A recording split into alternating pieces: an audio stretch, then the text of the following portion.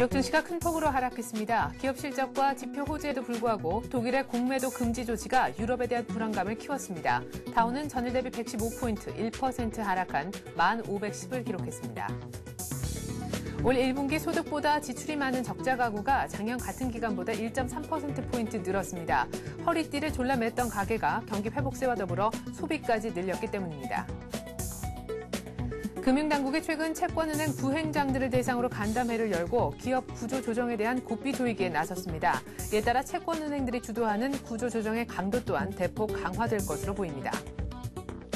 대출 기준금리 책인 코픽스가 연 2%대로 내려가면서 신규 주택담보대출 금리 또한 역대 최저인 3%대 중반까지 내려갔습니다. 안녕하십니까. 출발 센정씨의 최리나입니다. IT, 자동차, 주도주가 모두 무너진 어제 하루가 아니었나 싶습니다. 코스피는 이틀 연속 빠지면서 1640선대 초반까지 밀려왔습니다. 수급의 분위기도 좋지 못했죠. 외국인도 사흘 연속 매도하고 있고 어제도 4천억대 현물을 던졌습니다. 기관도 여기에 같이 가세하면서 수급의 분위기도 긍정적이지 못했었는데요. 장중에는 1630선도 밑돌았다가 1640, 기껏해야 1643 정도로 회복하는 데 그쳤습니다. 1644포인트에 위치한 200일 이동평균선, 종가 기준 되찾지 못했는데요. 어제 끝난 양시장 마감 상황 다시 한번 확인해 보겠습니다.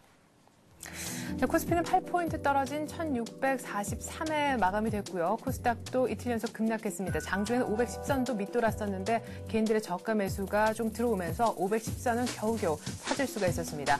환율은 한텀 쉬어가는 모습 속에 1140원대에서 마감이 됐죠. 아시아 증시 마감도 한번 살펴볼까요?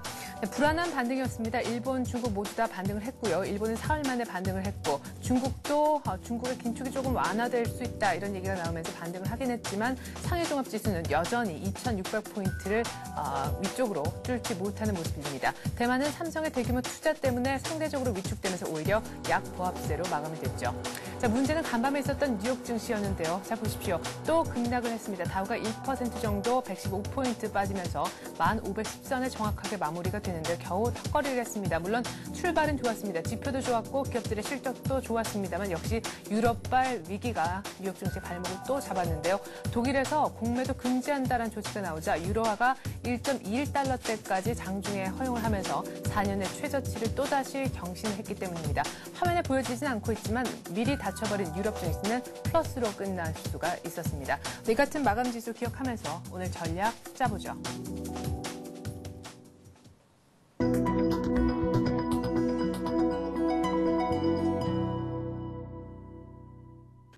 (1752까지) 코스피 지수는 올라갔었지만 현재 코스피는 200일 이평선도 하회한 1643포인트까지 내려와 있는 상황입니다. 이런 데서 글로벌 증시가 전혀 도움이 못 되는 분위기인데요. 유로화는 계속해서 급락하고 있고 유럽발 위기는 잦아들 줄 모르고 있습니다. 오늘도 외국인이 팔면서 증시가 또 빠질런지 전망해보는 시간 갖죠. 신한금융투자 신당지점에서 김희엽 대리 나오셨습니다. 안녕하세요. 네, 안녕하십니까. 네, 외국인들이 적지 않게 파는 것 같아요. 역시 그 원인은 유럽 쪽에서 찾아야 될 것 같은데 7천억도 벌써 한 2번 정도 판 것 같고 어제도 4천억 이상. 여기에 기관까지 동참하면서 어제는 특별히 IT, 자동차 마구 무너진 날은 아니었습니까? 네, 최근 남유럽 재정 이슈가 여러 가지로 불거지면서 시장 조정의 계기가 되고 있습니다.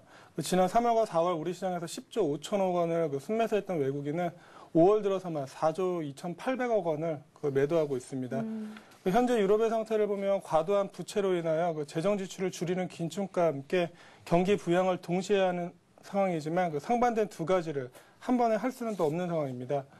따라서 유럽의 경기가 긴축되면서 유로화가 계속 하락할 경우 유럽은행들이 리스크가 커지게 되고 세계 자금이 유럽 쪽으로 빨려 들어갈 수 있는 그런 상황입니다. 지난주 7,500억 유로 규모의 그리스 지원책이 당장은 지혈이 되더라도 유럽의 구조적인 문제를 막을 수 있을지에 대한 부담감이 큰 상황입니다. 네. 물론 유럽발 위기는 심리적인 면이 크고 유럽의 디폴트 가능성은 크지는 않을 것으로 보입니다. 하지만 유럽의 재정 이슈가 단기간에 끝날 가능성보다는 장기화될 가능성이 큰 상황에서 네. 시장은 당분간 박스권 내지는 하락 조정이 이어질 가능성이 커 보입니다. 그 17일 월요일 날 삼성전자의 26조 투자 발표고 현대차와 기아차의 계속되는 판매 호조가 알려졌지만은 시장에서는 상승의 부담을 느끼는 모습이었습니다. 그 지금 주가 차별화가 대세라고는 하지만 그 기존 주도주들도 그 시가총액이 큰 중대형주들이기 때문에 외국인과 기관의 지속되는 매도 속에서 상승의 그 부담을 느낄 수밖에 없는 그런 상황입니다. 예.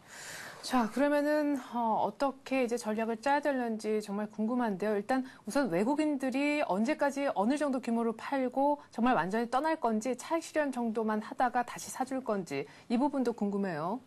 그 전에 한 10주 정도 사고 한 4조 2천억 정도 이 정도 네. 매도를 하고 있는데 예상보다는 조금 더 팔고 있는 상황입니다. 그러니까 네. 기존에는 장기 자금이 들어왔다가 그 중에 일부 단기 자금들이 빠져나간 걸로 봤었지만은 지금 이 규모가 매도 규모가 커지면서 이제 일부 차익 실현의 개념으로 또 보고 있습니다. 예.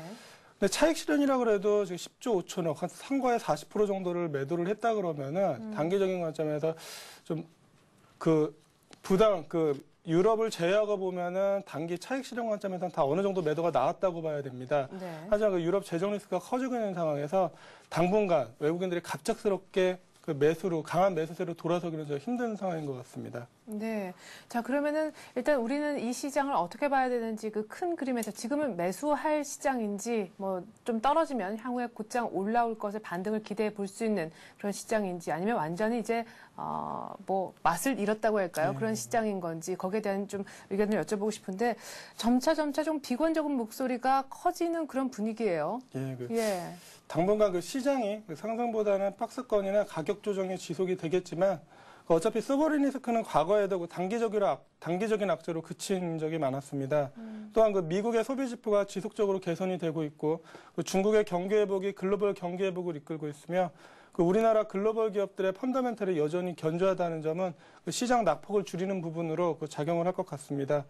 그 과거에도 보듯이 소버린 리스크와 같은 경우 단기적인 조정의 빌미가 되는 경우가 많았고 그 시장의 큰 흐름은 경기 회복과 기업의 이익 증가였다는 점을 보면 지금 시장을 너무 비관적으로 볼 필요는 없을 것 같습니다. 또한 요즘 유럽 리스크가 부각되면서 묻히기는 했지만 6월에 있을 그 MSCI 지수에 우리 증시가 편입이 될 경우 외국인들의 매수가 큰 폭으로 들어올 수도 있는 상황입니다. 당분간은 유럽 위기와 연관되어서 그 시장의 변동성은 증대되겠지만 글로벌 기업들의 이익 개선이 지속되고 있기 때문에 중장기적으로는 비관적으로 시장을 보실 필요는 없을 것 같습니다. 예. 자, 중장기적으로 비관적으로 볼 필요는 없다라고 하셨는데 지금 뭐 단기적으로는 긍정적으로는 보기가 좀 힘든 장이 아닌가 이런 생각이 듭니다. 자, 그리고 어제 장을 보면요.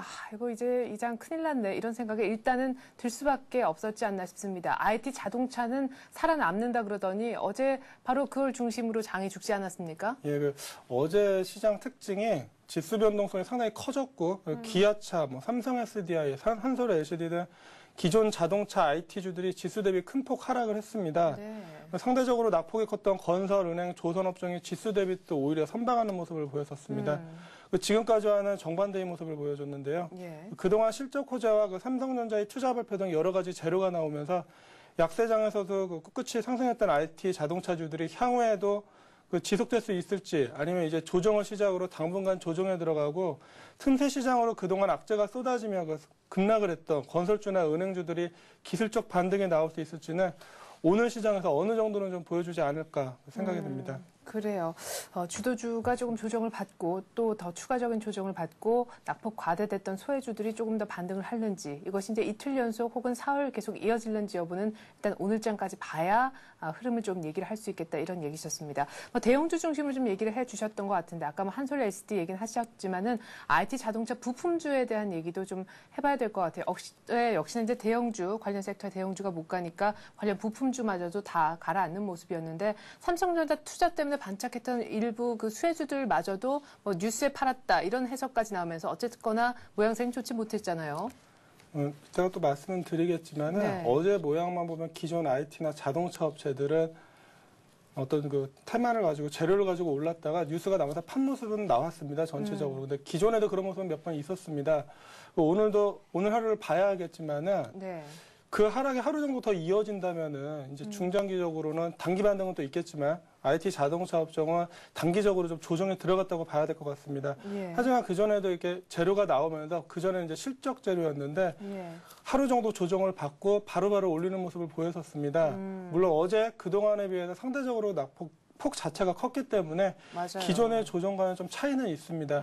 하지만 그렇다고 해서 바로 이제 IT나 자동차가 조정으로 들어간다고 보기보다는 오늘 하루 좀 봐야 될 것 같습니다. 오늘 하방 경직성을 가진다 그러면은 너무 이렇게 비관적으로는 또 볼 필요도 없을 것 같습니다. 네. 자, 그리고 어제 뭐 주도주, 소외주, 뭐 IT 자동차냐, 그 외의 섹터냐, 이렇게 섹터로 나눌 수도 있겠지만은 수출주보다도 조금은 내수주라 할까요? 이런 음식료, 이런 쪽이 많이 올랐어요. 그래서 상대적으로 좀 아주 단기간에는 이쪽의 틈새도 좀 수익을 노릴 수 있는 장이 아닌가 이런 생각도 들게 만들었거든요. 예, 항상 장이 조정을 들어가게 되면 특히 기존 주도주들이 안 움직이게 되면은 다른 종목들을 보게 됩니다. 예. 보통은 장이 계속 올라갈 땐 같은 업종 내에서 못 오른 종목을 찾게 되고 어떤 업종이 특별히 많이 오른 상황에서 그 종목들이 조정을 받을 것 같은 경우에는 낙폭과대주들을 찾게 돼 있습니다. 예. 특히 지금처럼 그 IT와 자동차만 올라가고 다른 종목들이 사실 건설주나 은행주, 뭐 기타 음식료 업종들은 막 상당히 폭락을 좀 해 있는 상황이었습니다. 그래서 어제 같은 경우 장 대비해서 내수주들이 움직였고 그게 어떤 환율이나 그런 부분들보다는 많이 상승했는 종목이 조정을 받으면서 낙폭 과대주들로 좀 매수가 들어오는 모습이었습니다. 네. 이게 하루에 끝날지 아니면 며칠간 이어질지는 오늘 좀 중요한 장인 것 같습니다. 예, 알겠습니다. 어제 워낙에 큰 어떤 그 지도의 변화가 있었었기 때문에 그것이 또한 추세로 조금 이어지는지 여부는 오늘까지 좀 봐야 될 것 같다. 그러니까 오늘의 어떤 그 변곡점에 놓여진 그런 장이라서 굉장히 중요하다. 이런 얘기셨던 것 같습니다. 일부에서는요, IT 자동차가 그래도 뭐 계속해서 간다. 이런 의견도 있던데 중장기적으로 또한 뭐 IT 자동차 이렇게 업종별로 가르는 게 아니라 오히려 외국인의 그 관심, 그러니까 매도에서도 조금 멀어져 있으면서도 모멘텀이 실적을 갖추고 있는 실적 어떤 중형주 정도 사이즈가 괜찮지 않겠느냐. 또 이런 얘기도 나오고 있거든요. 예, 그래서 대형주들이 쉬게 되면은 이제 IT 업종에서 본다 그러면은 당연히 이제 중형주, 소형주들을 봐야 됩니다. 근데 어제 모습을 보면은 대형주가 쉬고 중소형주들이 갔다기보다는 대형주가 빠지면서 그동안 같이 올랐던 장비 부품업체들이 같이 하락하는 모습을 보여줬습니다. 네. 특히 또 어제 같은 경우 보면은 거래소 IT주들이 그 하락을 시작을 하자 그 코스닥의 장비 부품업체들이 네. 단기간에 하락을 하는 모습을 보여줬습니다. 예. 역시 개인들 매수가 주가 되기 때문에 상대적으로 가장 안전하지는 않은 것 같습니다. 네. 오히려 중소형주들을 장이 하락할 때들 많이들 하시는데 사실 중소형주들은 정확하게 말씀드리면 장이 좋을 때 하시는 게 더 낫습니다. 하락할 때 하방 경직성에 있어서는 어찌됐든 대형주들이 먼저 더 하방 경직성을 갖기 때문에 네. 그런 부분은 좀 투자하실 때 좀 유의를 하셔야 될 것 같습니다. 자, 그러면 오늘의 변수 중에 하나 꼭 다뤄야 될 것이 바로 10년 만에 다시금 증시에 리스팅, 상장이 되는 만도가 아닐까 싶습니다. 어제 뭐 자동차, 그리고 자동차 부품주까지 뭐 몽땅 빠지긴 했지만 오늘 만도가 상장되면서 조금 뭐 자동차 부품주 쪽은 좀 움직여주지 않겠느냐 이런 기대도 좀 해보게 되거든요. 근데 삼성생명 상장할 때는 오히려 뭐 삼성생명이 빠지면서 전반적으로 그 보험주가 같이 좀 빠지는 그런 예상의 결과를 낳기도 했었는데 오늘 만도 상장 관련해서 좀 증시 우리 시장을 예측하신다면요. 삼성생명 상장과 만도 상장이 좀 날짜가 비슷했기 때문에 네. 그 전부터 좀 비교를 많이 했습니다. 만도 같은 경우 그전 같으면 상당히 큰 건이었는데 삼성생명 상장에 묻혀서 관심을 좀 덜 받은 것도 사실입니다. 근데 지금 삼성생명이 좀 공모가가 상대적으로 비쌌고 그 이후에 어제 같은 경우 공모가 이하로 장중 하회까지 했었는데 이런 모습들이 만도에도 좀 영향을 미칠 것 같습니다. 삼성생명은 상장했을 당시에 좀 시장 분위기가 상당히 좀 좋은 분위기였고 네. 만도 같은 경우는 특히 바로 어제 큰 조정이 나왔고 어제 같은 경우도 미국장이 좋지 않았습니다. 예. 유럽이 좀 그래도 플러스로 끝이 났지만은 사실 그 내용을 보면 유럽 같은 경우도 그 피치에서 그리스 신용위기를 현 상태로 유지하겠다 그 얘기가 나오기 전에 이미 장이 끝났기 때문에 네. 오늘 또 어떻게 될지 상황을 지켜봐야 되는 상황입니다. 예. 그 자동차 부품주들 어제 기아차, 현대차가 좀 안 좋은 모습을 보이면서 일단 좀 약한 모습은 보였었습니다. 네. 만도 상장, 기존 같으면은 만도 상장 얘기로 좀 자동차 부품주들이 전체적으로 좀 좋지 않았을까 하는데 오늘은 좀 상승을 하더라도 전체적으로 좀 제한된 상승밖에 나올 수 없을 것 같습니다. 예. 자, 그러면은 지금 자동차 부품주 들고 계신 분들은 어떻게 해야 되나요? 어제 이미 그런데, 많이 빠졌다고 할지라도 뭐 보니까 20일 이평선 정도까지 약간 조정이 있는 것 같은데요. 기존 주도주들을 어떻게 하느냐 어떻게 보면 마찬가지인 것 같습니다. 그래서 사실 차익 실현이 나신 분들, 차익이 좀 나신 분들 네. 같은 경우는 어제 같은 경우는 좀 현금화를 하시는 게 맞는 장인 것 같습니다. 항상 보면은 밑에서 사서 많이 오른 종목이 처음 장대 음봉이 나올 때 일단 현금화를 하시고 상황을 지켜보라고 일단 말씀을 드립니다. 근데 자동차 부품이나 자동차 업종을 사신 분들 같은 경우에는 네. 대부분 아마 수익이 나셨을 겁니다. 네, 그럼요. 아주 고점 잡으신 분이 아니라 그러면은 제 생각에는 며칠을 더 상황을 지켜보시다가 반등시마다 좀 물량을 줄여놓으시고 며칠 지켜보시는 게 나을 것 같습니다. 예. 자, 오늘 어떻게 될는지 모르는 장에다 이렇게 계속 얘기를 하셨습니다. 어제 추세가 급변했기 때문에 그것이 트렌드로 계속해서 좀 굳어지는지 그런 어떤 시그널을 보여줄 수 있는 장인지 아니면 어제 단발성으로 큰 폭의 시원한 조정으로 끝나는 장인지 글쎄요. 오늘 좀 지켜봐야 된다고 하셔서 오늘 투자 전략은 그냥 관망으로 정리를 해야 됩니까? 아니면 뭐 그래도 한두 종목 볼 게 좀 있나요? 그 지수가 박스권 내에서 움직이는 사이에 그 최근 몇 달간 그 IT 업체와 건설 업체가 그 전방대의 움직임을 보였습니다. 어제 그 IT 조정과 낙폭 과대주들의 반등이 하루로 끝날 수도 있겠지만은 며칠 이어질 가능성도 있습니다. 그렇기 때문에 오늘은 그 삼성전자 신사업 분야 그 투자 관련해서 큰 폭으로 오른 그 이오테크닉스와 연일 악재가 쏟아지면서 계속 급락했던 그 건설주 중에서 실적이 상대적으로 양호한 현대건설 3번대 그 두 종목 한번 말씀을 드려보겠습니다. 네, 그래요. 어제 어떤 장 분위기를 대변할 수 있는 IT 쪽의 이오테크닉스 그리고 낙폭과대에서 이제 반등을 보여줬던 현대건설 이렇게 좀 의미심장한 그런 두 종목에 대한 얘기를 좀 하시려고 하는 것 같습니다. 이오테크닉스 먼저 얘기를 듣고 현대건설까지도 얘기 들어보죠. 예, 그 레이저 마커 제조업체인 동사는 그 올 1분기에도 그 증권사들의 그 예상을 상회하는 실적 호조세를 보였고. LED 설비 증설이 이어지고 있어서 레이저 마커 업체인 동사의 수혜가 지속될 것으로 보입니다. 반도체 LED 레이저 마커나 태양광 장비 등 동사의 레이저 마커 및 레이저 절단기는 향후 삼성전자나 LG전자와 같이 국내 IT 기업들의 설비 증설 시 수혜가 확실시되기 때문에 최근 시장의 관심을 많이 받고 있습니다. 예. 최근 주가가 많이 오르기는 했지만 올해 예상 EPS 2,800원 기준으로 봤을 때 현재 주가 28,800원의 퍼 10.2배 수준으로 아직까지 밸류에이션 면에서 부담스러운 상황은 아닌 것으로 보입니다. 예. 차트를 잠시 보면서 말씀을 드리겠습니다. 기존 삼성전자 서비스해주 부각이 되면서 최근에 한 23,4천원대에서 31,000원대까지 가파르게 좀 상승을 보였었습니다. 어제 그 IT 자동차 업체의 하락을 보이면서 차트상으로 보면은 소위 좋은 모양은 아니었습니다. 네. 어떻게 보면 이오테크닉스를 추천한다기보다는 기존 주도주들이 오늘 바로 반등이 나올 수 있느냐 그런 면에서 좀 보셔야 될 것 같습니다. 네.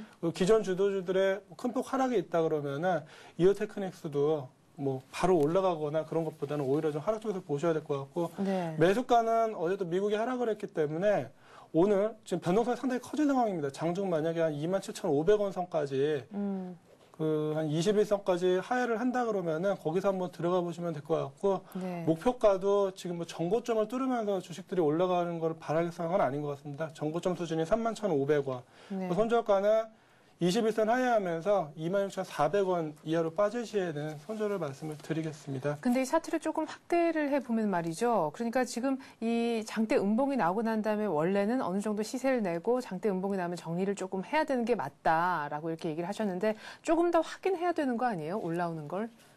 좀 전에도 말씀드렸지만은 네. 기존 주도주들 다 같은 모양입니다. 차트상으로 보게 되면은 사실 매도 타이밍이 될 수도 있습니다. 좀 전에도 그 말씀을 네. 드렸던 거고. 단지 이제 선절매를 가장 하고 들어가신다 그러면은 기존 주도주들이 큰 폭의 조정을 또 보인 적이 없습니다. 예. 삼성전자 설비 수혜주 중에서 이오테크닉스는 또 그 중에서도 또 상당히 좀 관심을 받고 있는 종목이기 네. 때문에 조정 시 한번 매수를 해보시는 거는 좋아 보입니다. 다만 이제 손절을 항상 생각을 하고 들어가셔야 될 것 같습니다. 이것뿐만이 아니라 다른 기존 주도주들도 들어가실 때 매수하실 때는 지금은 손절을 생각하시면서 들어가야 될 것 같습니다. 만약의 네. 경우. 예. 그래요. 이오테크닉스 손절가는 화면에 나가는 거 보니까 26,400원 얘기를 하시는 것 같습니다. 현대건설 얘기를 어떻게 하실지 저는 정말 궁금해요. 네. 차트가 정말 그냥 망가진 차트잖아요. 건설 쪽이 다. 근데 먼저 차트 가지고 말씀을 드리면 좀 이따 말씀을 드리겠지만 네. 주식 투자를 하면서 네. 최근처럼 올라가는 종목들이 계속 상승하는 장이 그렇게 1년에 많지가 않습니다. 예. 오히려 보면은 어느 정도 하락한 종목이 당장은 안 좋지만은 지나고 나서 보면은 그 시점이 좀 저점이었을 경우가 상당히 많습니다. 지나고 나서 보면은 그런 관점에서 말씀을 드리는 거고요. 네.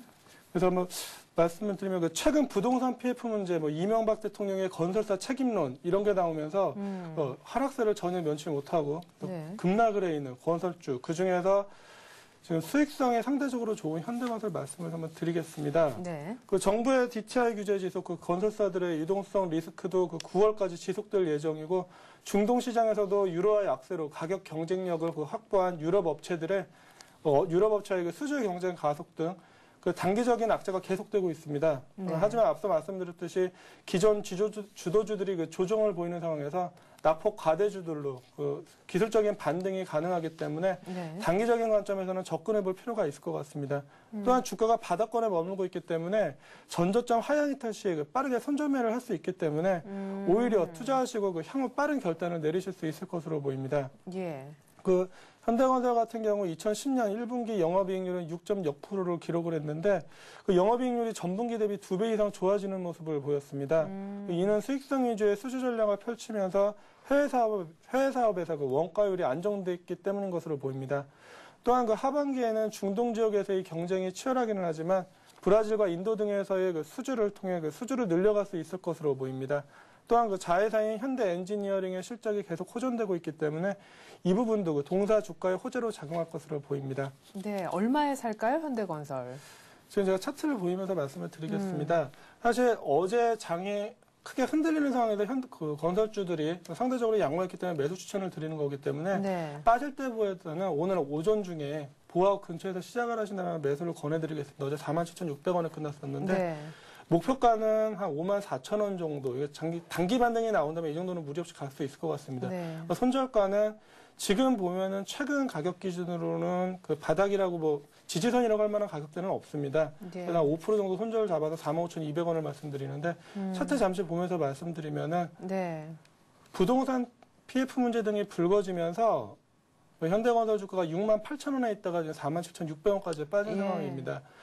상승하는 종목도 이제 좀 차트를 봐야겠지만 빠지는 종목 같은 경우는 기존에 68,000원에서 57,000원까지 한번 하락을 했었고 57,000원에서 다시 47,000원대까지 지금 하락을 한 상황입니다. 네. 보통 2번 정도 하락을 하게 되면 이제 기술적인 반등에 대해서 이제 말이 나오기 시작을 합니다. 근데 어제 같은 경우 가장 의미가 있는 거는 다른 주도주들이 조정 시 하루 종일 좀 버텨내는 모습을 보였고 소폭이긴 하지만 건설주 전반적으로 어제 외국인들이 소폭 매수를 해줬습니다. 현대건설도 10만 주 이상을 매수를 해줬었는데 네. 이제 한번 관심을 단기적인 관점에서 보셔도 될 것 같습니다. 단 지금 부동산 PF 문제, 유동성 문제, 그 중소건설사 이런 정리 이런 것들이 계속돼서 문제가 있기 때문에 한 5% 손절 관점을 반드시 유지를 해주시고 반등을 네. 한번 노려보실 수는 있는 자리인 것 같습니다. 네. 분위기로 봤을 때 이제 조금 오를 수 있는 자리가 아닌가 이런 얘기셨던 것 같습니다. 현대건설. 하지만 빠르게 또한 밑에 바듯하게 손절 라인을 대놓고 아주 짧게 들어가는 전략에 대해서 얘기를 하셨습니다. 앞서서 이호 테크닉스까지 얘기 잘 들었습니다. 신한금융투자 신당지점 김엽 대리와 함께했습니다. 대리님 말씀 고맙습니다. 네, 감사합니다.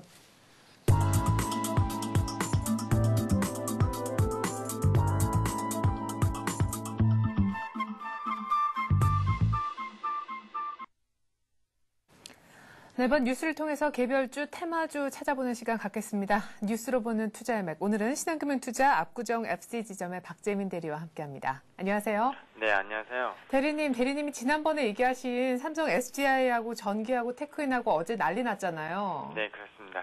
예, 오늘은 어떤 뉴스 얘기해 볼까요? 오늘은 일단 3D TV 기술이 미국 진출 눈앞에 두고 있다. 사실 오늘 금일부터 이제 지상파 4개 방송이 시범 방송.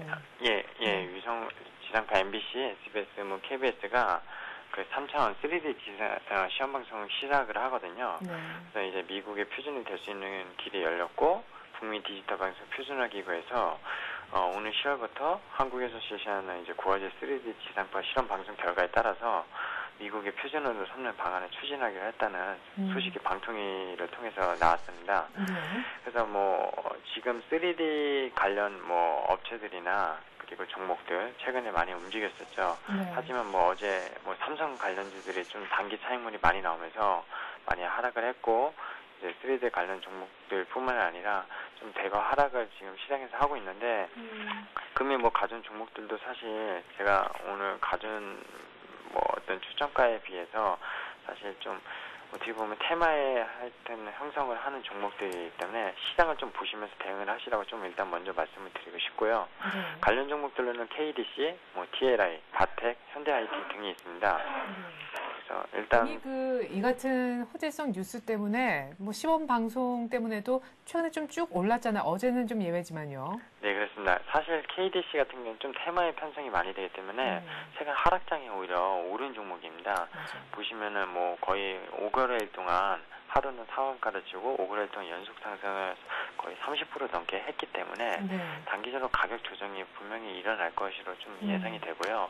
오히려 지금 장이 이렇게 안 좋을 때는 시가총이 좀 작으면서 이렇게 뉴스와 함께 테마들이 좀 움직이는 시장이 형성이 될 수 있거든요. 네. 그래서 KDC 좀 자세히 좀 말씀드리겠습니다. 이 회사는 원래 네트워크 통합 전문 업체인데 영사기 쪽으로 극장에 이제 3D 영사기 사업 비중이 가장 좀 큰 회사로 좀 아시면 되겠고요. 이제 NFX 미디어라고 3D 업체 포털 개발 공급 업체인 여기 설립해서 3D 입체 영상 사업을 지금 영위하고 있습니다. 그리고 올 1사분기 사상 최대 실적을 좀 이뤘는데 매출이 147억에 영업이익 17억 8천만 원으로 영업이익률도 두 자릿수를 기록을 했고요. 이제 지난주에 삼성에서 이제 영화 아바타 제작팀이랑 음반사 SM 엔터테인먼트 협력을 해가지고 3D 콘텐츠 확충을 해야 된다고 이렇게 뉴스가 나온 적도 있습니다. 그래서 그런 뉴스, 그리고 오늘부터 지상파의 3D TV 시험 방송, 그리고 곧 이제 6월달부터 남아공 월드컵이 있죠. 네. 3D TV 수요가 계속 확대될 전망인데요. 뭐 콘텐츠들이 계속 늘어나고 있고 영화 산업에서도 3D 영화가 계속 출시될 걸로 예상이 돼서 이제 영상기 쪽으로 좀 매출이 특화되어 있지만 자회사 이제 바른전자를 얼마 전에 인수를 했는데요. 네. 그쪽에서 이제 LG 쪽도 납품을 확대를 하고 있으면서 LG 쪽에서도 어떤 3D TV의 수요 확대로 인해서 매출이 다변화가 좀 일어날 것으로 보이고 있습니다. 그래서 차트 잠깐 보시면서 말씀을 드리겠습니다. 최근 아까 말씀드렸지만 오히려 동사의 주가는 주가 하락에 반대해서 테마를 형성하면서 많이 올랐거든요, 단기적으로.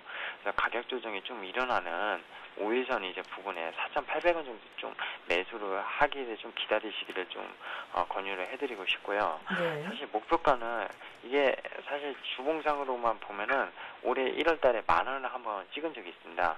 이때 당시에도 이제 아바타 흥행 여몰이를 하면서 그때 테마 형성이 싹 불어일으키면서 쭉 엄청 주가 상승을 일으켰었는데요.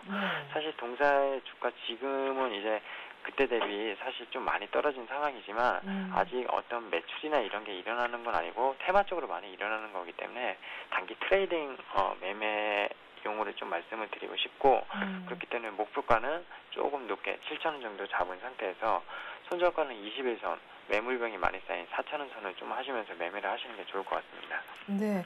자, 그러면 오늘 4,800원 정도의 오면 사자라는 말씀이시고 시작을 잘 보라고 했는데 만약에 급락하거나 그러면은 잡지 말까요? 일단은 지금 동시호가는 한 5,000원 정도가 나오고 있는데요. 네네. 예, 뭐 5일선 밑으로 좀 빠지더라도 11선 정도까지는 매수를 하셔도 괜찮을 걸로 보이기 때문에 만약에 이런 종목들은 단기간 급등을 해서 장이 다시 좀 반등을 주거나 할 때 오히려 하락을 할 위험성이 있습니다. 하지만 작년 고점, 작년이 아니라 올해 1월 고점, 태망성이 한참 불었을 때 가격 대비 지금 워낙 싸기 때문에 그동안 매물벽도 많이 쌓여서 그렇게 많이 하락할 것으로 보이지 않기 때문에 4,000원 중반대지만 충분히 매수할 만하다고 생각을 하고 있습니다. 네.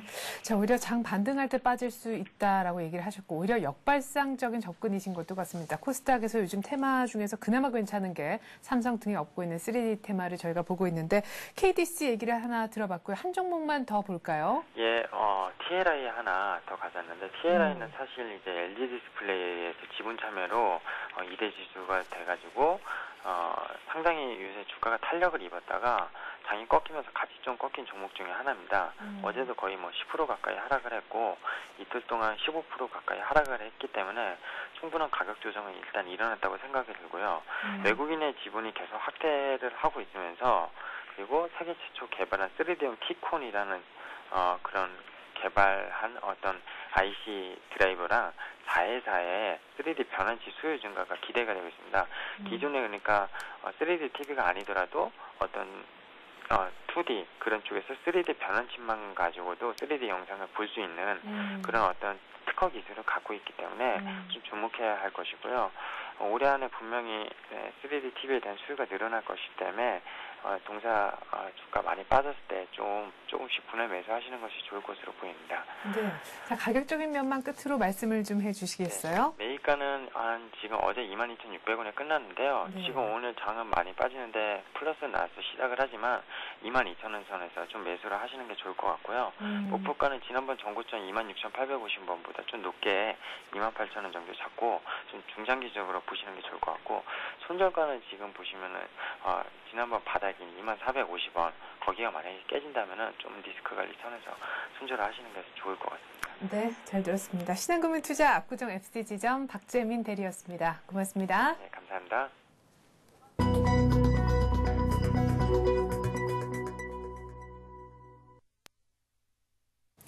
네, 5월 19일 수요일 우리 장 이제 막 열렸습니다. 코스피가 1627포인트, 코스닥이 501포인트로 출발하는 것 같습니다. 어제 종가 대비 16포인트 정도, 네, 지금 20포인트 이상 막 빠지면서 1621까지 보여주는군요. 시초가 분석해드리겠습니다. 화면 함께 보시죠.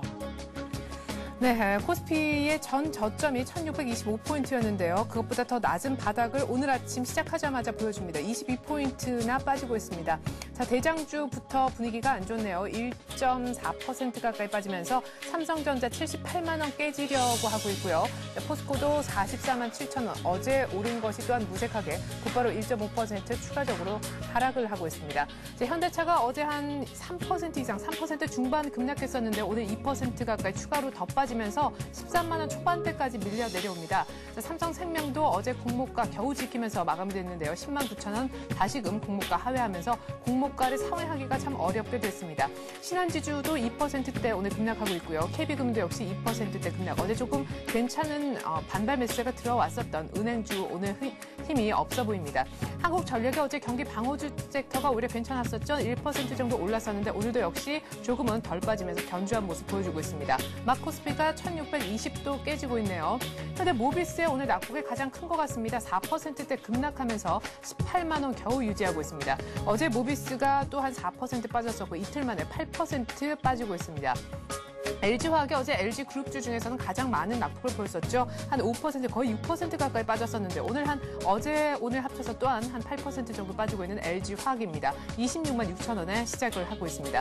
중공업이 어제 좀 올랐었죠. 조선주, 더 길게는 조선기자재주 쪽에 다 낙폭 과대에 따른 반발 매수세가 들어왔었는데요. 오늘 아침에 조금 다른 종목들에 비해서는 덜 빠지긴 합니다만 1.7% 플러스를 달고 있는 상황은 아닙니다.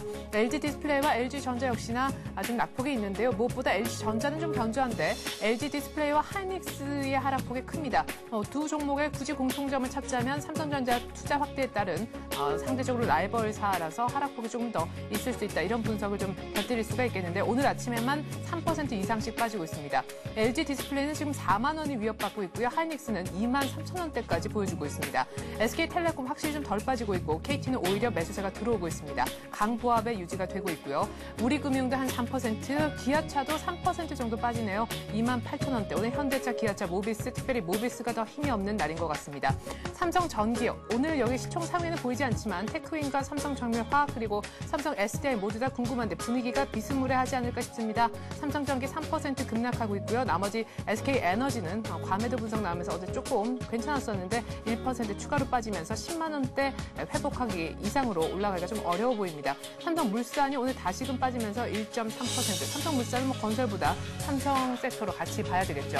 자, 25포인트나 빠지면서 코스피가 1618까지 밀려 내려옵니다. 코스닥도 500을 하회하고 있네요. 서울 반도체가 2% 가까이 급락하고 있고요. 셀트리온도 1.6%, SK브로드밴드가 SK텔레콤과 합병 얘기 나오면서 어제 7% 이상 급등했는데 추가적으로 재료가 있으니까 시장과는 무관하게 올라가는 것 같습니다. 소디프 신소재가 어제 7거래일 만에 4% 급락하면서 시원스럽게 차익 실현 매물이 나왔는데요. 오늘 3% 정도 좀 제법 크게 또한 추가적인 낙폭이 있습니다. 다음도 정확하게 8만 원 정도에서 1.7% 내려서고 있고요. 동서가 방어주로서 좀 괜찮은 모습 보여주고 있습니다. 메가스터디도 오늘 같은 장에서 오히려 좀 오르는 모습 보여주고 있네요. SK컴즈가 어제 SK브로드밴드만큼이나 혹은 그 이상이나 8% 급등했었는데요. 태웅 제치고인이 시총 상위 지금 탑 10 안에 들고 있습니다. 네오비즈 게임즈가 2% 오르고 있고 태광도 어제 이어서 오름세를 이어가고 있습니다. 주성엔지니어링 역시 약하고 SFA는 5%나 급락하고 있습니다. 성광밴드는 어제 12% 올랐기 때문에 차익 실현 매물 약간 나오면서 한 2만 원대 초반에서 거래가 이루어지고 있고요. 에이스티지텍도 역시 3%, 성화하이텍도 어제 한 6%, 7%대 급락했었는데 어제 오늘 합쳐서 10%는 빠지는 것 같네요. 3% 추가로 더 빠지고 있습니다. 덕산 하이메탈도 3%대 거의 4% 낙폭 보여주고 있고 우리 ETI가 어제 오늘 합치면 거의 한 15% 빠지는 것 같네요. 오늘 아침에도 4%, KDC 좀 전에 저희가 차트까지 봤었죠. 3% 급락하고 있습니다. 한숨이 좀 나오는 그런 날인 것 같습니다. 코스피가 1615포인트, 코스닥은 498포인트. 외국인은 보나 마나지만 또 팔고 있네요. 출발 상황 분석 들어봅니다. 현대증권 류영석 차장 전화 연결하겠습니다. 안녕하세요. 네, 안녕하십니까. 네, 유럽발 위기 때문에 이게 장기화가 될 것이다라는 우려가 있었는데 장기화 쪽으로 분위기가 좀 굳어지는 것도 같습니다. 오늘 장 어떻게 보시는지요? 예, 일단 미국 증시도 어제 1에서 한 1.5% 하락했고요. 어제 오히려 독일 정부가 공매도를 금지시킨 것이 오히려 역효과, 즉 불안감을 증폭시키는 요인으로 작용한 것으로 봐서는 네. 유럽의 재정 문제와 관련한 그 복합한 문제들이 장기화 조짐을 보일 수 있다는 것이 아마 시장에 이제 일반화되는 그런 경향들을 갖고 있고요. 이 부분들이 단순한 금융 문제와 재정 문제가 아니라 자칫 경기를 재위축시킬 수 있는 요인으로 둔갑할 수 있다는 점이 이제 시장에 좀 악재로 반영되고 있다고 보여질 수 있습니다. 그리스와 포르투갈에 대한 우려 섞인 목소리들이 계속 시장에 나오고 있는 것이 이제 국제 정세, 금융 정세라고 볼 수 있겠고요. 이런 점들로 보면 가장 펀더멘탈이 그 선진국에서 우수하다는 미국 증시가 은행 업종과 기술주들이 연속해서 하락하고 있고 특히 소매 업종들의 주가가 약세를 보이고 있다는 점이 앞서 지적하신 대로 장기화에 따른 경기가 둔화되거나 또 재취체 가능성에 대한 우려를 낳고 있다고 보여집니다. 우리나라 증시 역시도 어제까지는 주도주들이 그전까지는 강세였지만 어제 그 외국인 매도에 이어서 또 그 차익 매물까지 출회되면서 어제 그 주도주들이 급락을 했는데 오늘도 이런 양상은 조금 계속 이어지는 양상입니다. 이런 그 주도주 개념들이 현재 그 실물 경계상의 산업이라든가 실적에서는 아직 방향성을 결정할 요인들이 나타나고 있지 않지만 앞서 말씀드린 대로 그런 요인들에 대한 우려가 잠재되어 있다는 점에서 보면 이격 조정이 필요한 시점에서 오히려 이런 IT 자동차나 화학 업종의 주주들이 조정받는 모습들이 지수의 그 하방 경직성을 약화시키거나 또는 지수의 지금 하락폭을 좀 키우는 그런 요인으로 작용하고 있다고 보여지고요. 오늘 전체적인 흐름은 어제와 조금 비슷한 흐름에서 업종별 양상들이 전개되고 있습니다. 네, 사실 시장이 좀 빠지더라도 주도주는 나름대로 간다 했을 때는 나름의 어떤 위안이 있었는데 말이죠. 주도주가 이렇게 이틀 연속 계속해서 급락하니까 불안도 좀 커지는 것 같습니다. 주도주의 급락, 한 단기적으로 조정 정도로 봐야 됩니까? 아니면 추세적으로 주도주가 바뀌거나 아니면 시장을 완전히 크게 끌어내릴 수 있는 조금 커다란 악재라고 보시는지요?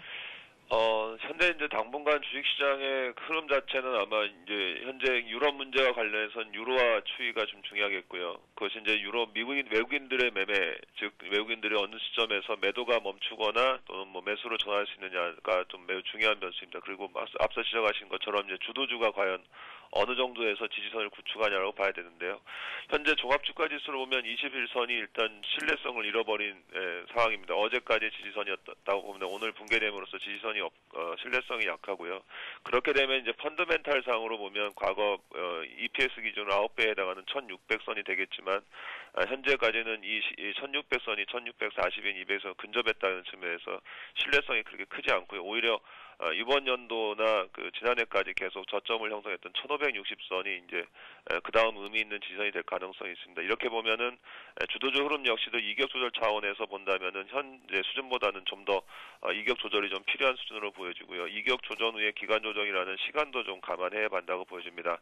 이제 다만 이제 이런 업종 간의 그 논쟁 자체가 이제 그 현재의 흐름보다는 미래의 경기 둔화를 감안한 흐름이라고 볼 때 과연 이런 문제가 경기 둔화에 어느 정도 영향을 줄지는 좀 시간을 갖고 우리가 판단할 문제이지 현재 속단해서 미리 좀 결정할 문제는 아닌 만큼 이 부분은 좀 신중하게 봐야 될 것 같고요.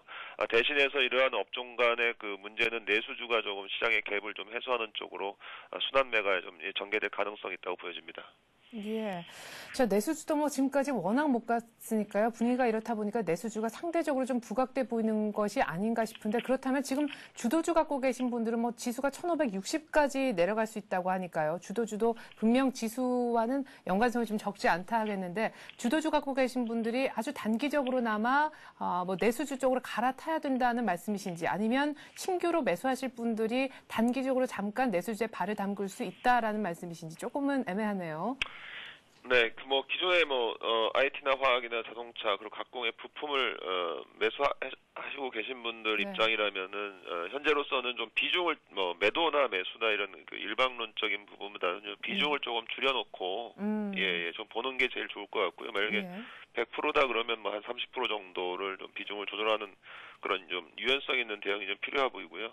현재 그쪽에 뭐 매매 패턴이 아니신 다른 투자가들 같은 경우는 내수주 쪽에서는 한 5에서 10% 정도 가격 상승을 볼 수 있는 섹터들이 존재한다고 보여집니다. 그 내수 대표 업종들이나 그동안 좀 저평가돼 있다라고 소외돼 있던 좀 벽박과 의식이 강한 내수 업종들 중심으로 본다면은 그런 그 단기적인 대응도도 가능하기 때문에 뭐 어느 한쪽으로 이쪽은 매수 갈아타야 된다, 뭐 옮겨가야 된다 그런 일반 론적인 대응보다는 오히려 비중 조절과 짧은 시장 대응 이렇게 요약을 할 수 있을 것 같습니다. 네, 잘 들었습니다. 현대증권 류영석 차장과 함께했습니다. 고맙습니다. 네, 감사합니다. 네, 자 유로화가 4년 내 최저치를 또 찍었다라는 것이 뉴욕 외환시장에서 들려왔던 안 좋은 뉴스였는데 우리 원달러 환율도 당연히 급등하면서 출발하지 않을까 싶습니다. 외환시장 더불어서 채권시장 출발 상황까지 체크합니다.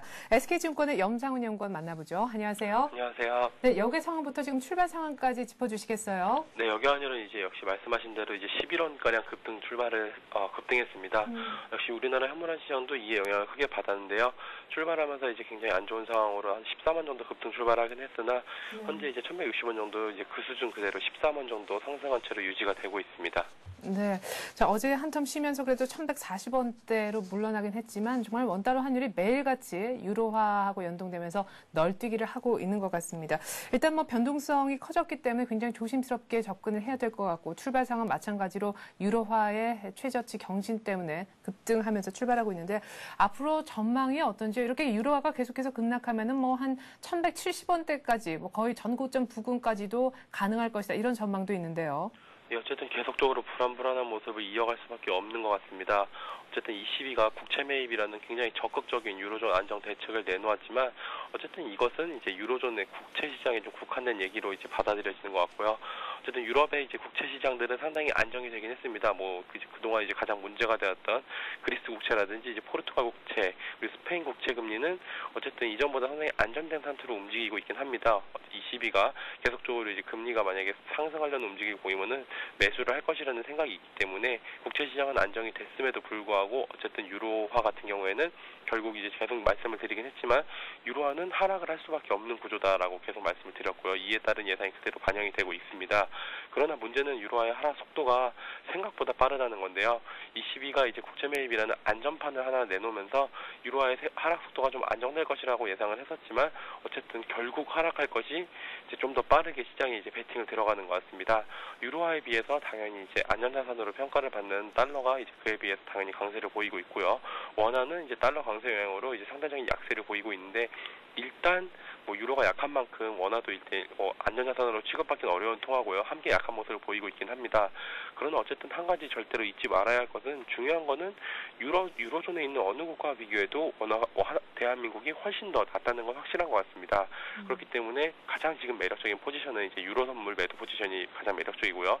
유로화를 팔고 원화를 사는 것은 이제 거의 뭐 깨질 수 없이 먹을 수밖에 없는 그런 포지션이 생각이 되고 있고요. 그리고 원달러 환율은 계속적으로 불안하겠지만 만약에 계속적으로 불안할 것이고 앞으로도 변동성은 커지겠지만 1,200원 정도까지도 생각은 해볼 수 있고요. 그러나 1,200원 정도까지만 만약 와주기만 한다면은 그때부터는 적극적인 매도에 나서서 원화 강세 베팅을 해도 될 만한 레벨이 되지 않을까라고 생각하고 있습니다. 네. 자, 그리고 우리나라 채권 금리 역시나 갈팡질팡 방향성을 못 잡고 있습니다. 안전자산을 평가받는 미국채 금리는 일단 크게 하락을 한 상황인데 우리나라 채권을 안전자산으로 볼 수 있느냐 이 부분에 대한 질문을 계속해서 드릴 수밖에 없는 상황인 것 같아요. 네, 만약에 그냥 편하게 본다면 어쨌든 지금 주식은 계속적으로 약한 모습을 이어갈 것이라고 예상들을 하고 있고요. 네. 그에 비해서 안전자산인 채권은 좀 강세 쪽으로 볼 수밖에 없는데 어쨌든 원화가 과연 이제 뭐 안전한 통화냐 여기부터 시작해가지고 함께 채권 시장이 맞물려 돌아가고 있습니다. 일단은 환율 급등이 굉장히 좀 불안한 요인임은 확실하고요. 오늘 같은 경우에도 이제 금리가 이제 약간 하락해서 출발하더니 다시금 이제 환율 급등에 따른 이제 외국인 매도 우려로 좀 다시 금리가 상승해서 출발을 하고 있습니다. 그러나 일단 주의 깊게 봐야 될 것은 외국인들의 채권 보유 잔고는 유럽 위기에도 불구하고 거의 하루도 빠짐없이 매일같이 꾸준히 늘어나고 있습니다. 외국인들이 국내 채권을 계속적으로 사 모으고 있고요. 어쨌든 다시금 원화의 저평가폭이 커지고 있는 만큼 채권 금리는 역시 출렁일 수 있으나 환율과 맞물려서 변동성이 커질 수 있지만 외국인들이 이렇게 매수 규모를 늘리고 있는 만큼 결국에는 다시 안정될 것이라고 생각만 일단 하고 있습니다. 네. 그래서 채권 시장 여기까지 잘 들었습니다. SK증권의 염상훈 연구원이었습니다. 고맙습니다. 네, 감사합니다.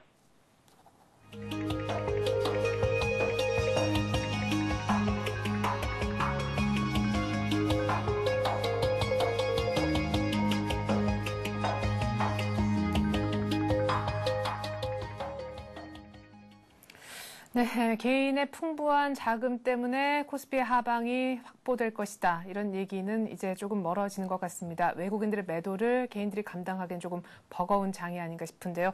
오늘 외국인들이 560억 정도 파는 와중에 코스피는 20포인트 어제 종가 대비 떨어져서 1623포인트 정도 기록하고 있습니다. 자, 시각 지금 출발 상황 대충 한번 정리를 해봤고요. 오늘 전략 세워보는 시간 갖겠습니다. 이트레이드 증권의 민상일 팀장과 함께 말이죠. 안녕하세요. 네, 안녕하십니까? 네. 팀장님, 이제 조금 걱정이 됩니다. 오늘 아침장 일단 어떻게 보시는지요? 일단 지나친 불안감들이 우리 증시뿐만이 아니라 글로벌 증시를 너무 압박하고 있는 게 아닌가라고 생각을 하고 있고요. 사실 위기 자체가 뭐 새로운 이슈가 나와서 시장을 압박하고 있는 것은 아니다라는 상황인 걸 감안하면은 지금 나오고 있는 불안 심리는 좀 과도한 측면이 있는 거 아닌가라고 생각을 하고 있습니다. 물론 시장이 빠지는 상황이기 때문에 과도하다라는 뭐 선언적인 의미가 별로 중요하지는 않겠지만은 그럼에도 불구하고 전략을 세운다는 관점에서 본다면은 지금 떨어지고 있는 부분들은 지나치게 심리적인 요인이 작용하고 있는 건 분명한 것 같다. 이럴 때 시장 불안에 동참하는 것들은 그렇게 크게 의미는 없다라고 봐야 될 것 같습니다. 예. 자, 앞서서 이제 1625포인트 전 저점에 대한 어떤 붕괴가 오늘 아침에 있으면서 1600 혹은 1560 지지선 얘기도 나오거든요. 시장에 대한 어떤 그 뭐 과도하긴 하더라도 어쨌거나 반응을 민감하게 하면서 빠진다면 지수가 어디까지도 빠질 수 있다라고 생각을 하시는지요?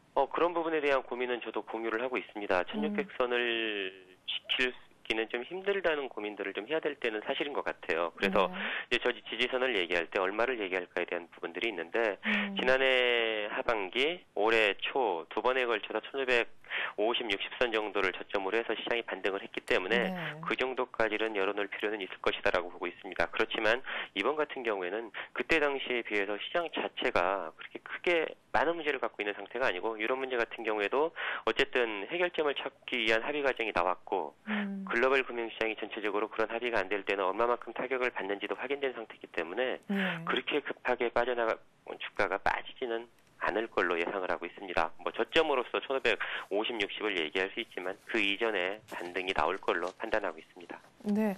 자, 외국인들의 또 기관의 매도를 공이 함께 받다 보니까 주도주의 힘이 정말 쑥 없어진 것 같습니다. 그쵸. 어제 정도의 어떤 급락에서 끝이 나고 오늘 정도에서 반등을 해준다면은 주도주의 어떤 급락 얘기를 좀 안 할 수 있었으면 했었는데 오늘도 재차 비슷한 흐름이 좀 이어지는 것 같거든요. 맞습니다. 그래서 뭘 봐야 되냐 네. 이런 고민들 좀 있을 것 같아요. IT 자동차 뭐 이런 주도주들은 이제 어떻게 좀 시장에서 벗어나야 되는가 아닌가라는 생각을 할 수가 네. 있겠는데 이럴 때일수록 조금 더 좀 느긋하게 생각해보는 자세도 필요하지 않을까라고 보고 있습니다. 부정적으로 한번 보자면요. IT하고 자동차가 지금처럼 계속 안 된다면은 시장은 반등은 어렵다라고 봐야겠죠. 그렇죠.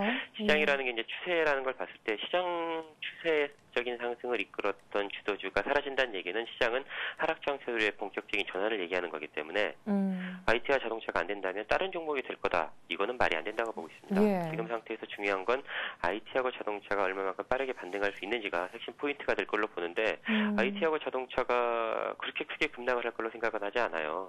어쨌든 IT하고 자동차에 대해서 열광을 했던 부분들, 실적에 대한 기대치라든지 아니면 글로벌 이야기 경쟁이 강화됐던 부분들 자체가 바뀌진 않았거든요. 네. 다만 이들 종목을 주로 샀던 외국인들이 주식을 팔고 있기 때문에 이들 종목들이 타격을 받는다는 관점에서 본다면 외국인들이 지금 팔고 있는 부분들이 많기는 하지만 점진적으로 규모가 줄고 안정을 찾아갈 걸로 보고 있습니다. 네. 대부분 외국인들이 파는 이유가 해외 변수에서 왔던 부분들이기 때문에 네. 지금 해외 변수에 의해서 우리 증시의 대표주들이 타격받는 부분들은 점차 진정될 가능성이 높다. 이렇게 보고 있습니다. 네. 그렇다고 하더라도 지금 오늘도 개인들 보면요. 외국인 만만치 않게 사고 있고 외국인들 예. 파는 섹터에 들어가서 열심히 지금 퍼담고 있거든요. 그렇죠. 근데 일각에서는 만약 이거 장이 쑥 못 올라오면 반등을 못하면 지금 사는 거 다 예. 의미 없고 외국인 그냥 배불려주고 끝난다. 결국 예. 개인들은 울 것이다. 이런 시나리오도 나오고 있는데 거기에 대해서는 어떤 말씀 하시겠습니까? 예, 외국인들 같은 경우에 이렇게 나눠서 볼 필요가 있습니다. 지금 팔고 있는 외국인들이 중장기 투자가들이냐 단기 투자가들이냐 그렇죠. 뭐 확인할 방법 자체가 지금 많지는 않은데요. 제가 봤을 때는 우리가 2008년 이제 미국의 금융위기 이후에 외국인들이 대규모로 우리 증시에서 팔았던 부분 이상을 지난해 1년 동안 주가가 오르면서 외국인들이 샀거든요. 네. 그 상태에서 원화도 강세를 많이 보였기 때문에 아마 중장기 투자가들 플러스 환차익을 노린 단기성 투자가들도 많이 우리 시장에 들어왔을 거다라고 생각을 해요. 네. 근데 환율이 이번에 유럽 문제도 좀 있고 해서 1,100원 선에서 막히면서 밀리는 모양이기 때문에 네. 환차익 쪽에서 보고 들어왔던 투자가들도 좀 빠져나가는 부분들이 있을 거다라고 보고 있습니다. 그런 자금들이 빠지면서 시장이 흔들림이 많을 수 있는데 네. 그게 우리 시장 자체를 부정적으로 보는 투자가는 아니거든요. 만약에 그런 투자가가 중심이라면요. 네. 그런 상태라면 우리 시장의 대표 종목들을 국내 투자가들이 사는 게 나쁜 선택은 아니다라고 생각을 하고 있습니다. 오히려 조정을 이용해서 그런 주식들을 사보는 것도 괜찮다. 지금 현재 상태에서는 그렇게 크게 문제는 되지 않을 거다. 이렇게 보고 있습니다. 네. 자, 그러면은 IT 자동차 중에서요. 오늘 뭐 만도 상장해서 지금 자동차주가 예. 오히려 더 좀 안 좋은 분위기로 흘러간다. 예. 이런 뉴스가 나오고 있는데 IT 자동차 지금 좀 쌀 때 한번 사보는 것도 나쁜 전략은 아니다라고 얘기를 하셨으니까 오늘 자동차 분위기가 좀 안 좋은데 자동차에 대해서 섹터 분위기 뭐 전체적으로 한 말씀 해주시죠. 부정적인 시각들이 많다라기보다는요. 제 네. 생각에는 그동안 워낙에 관심을 많이 받으면서 올라왔던 부분에 대한 일종의 반작용이 아닌가라고 생각을 하고 있습니다. 네. 특히 이제 어제 같은 경우에 예를 들면 기아차 같은 종목들 그렇게 크게 많이 밀릴 만한 얘기들이 있었냐 하는 고민들도 좀 있거든요. 그렇게 보면 심리적인 부분과 주가가 많이 오른 데 따른 조정이 외부 변수와 맞물리면서 단기간에 강하게 나타나긴 했다. 네. 그렇지만 이게 장기간으로 확장될 가능성은 적고 역시 자동차의 성장 가능성 그다음에 우리나라 자동차 산업 자체가 경쟁력이 강화된 부분에 대해서는 분명히 좀 주목을 해야 되는 게 아닌가라고 생각을 하고 있기 때문에 네. 걱정 많이 하는 것보다는 너무 좀 네. 심리적인 부분에 휘둘리지 않으면서 시장을 바라볼 수 있었으면 지금은 좀 더 기회가 그쪽에서 생기지 않을까 이렇게 보고 있습니다. 네.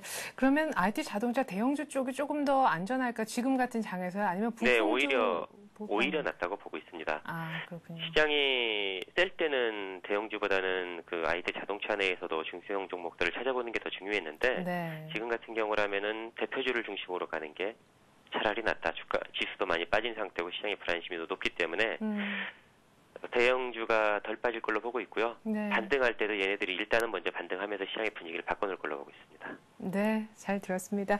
IT 자동차 대형주 들고 계신 분들 너무 불안해하지 마시고요. 일단 좀 느긋한 마음으로 시장 지켜보시면 좋을 것 같네요. 민상일 이트레이드 증권 팀장님과 함께했습니다. 말씀 잘 들었습니다. 네, 고맙습니다. 네, 자, 이제 코스피 다시 한번 확인합니다. 1619 다시 20포인트가 깨졌네요. 예, 지금 어제 종가 대비 한 24포인트 정도 빠진 결과고요. 코스닥은 오늘 이상하리만큼 개인들은 또 논란 심리에 빠져나가고 있고 외국인이 붙어 있습니다. 500포인트가 유지가 되고 있고요. 거래소 내에서 외국인은 한 700억 정도 팔고 있습니다. 선물은 소폭 사주는군요. 잠시 후 마켓앤 센 증시로 다시 돌아옵니다.